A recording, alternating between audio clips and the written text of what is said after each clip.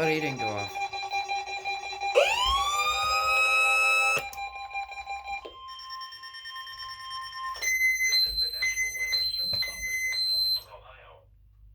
Ah, he failed again.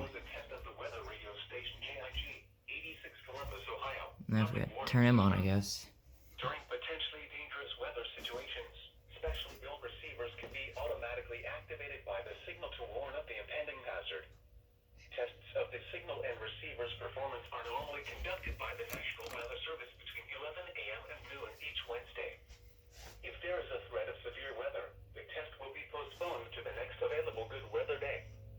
Reception of this broadcast, and especially the warning alarm tone, will vary at any given location. This variability, normally more noticeable at greater distances from the transmitter, can occur even though you are using a good quality receiver in good working order.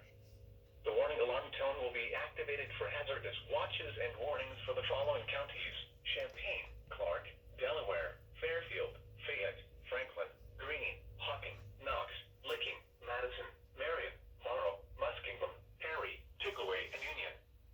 This concludes the weekly test of weather radio station KIG, 86 Columbus, Ohio.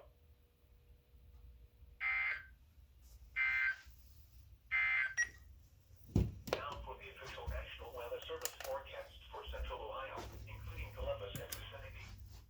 Rest of today, mostly cloudy.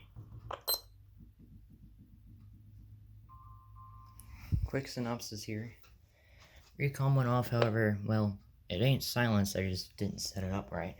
249 went off, 250 went off, TIC1 went off, SolarLink went off, and the 247 went. Speaker decided to wonk out right at the wrong time, and the 106 went off.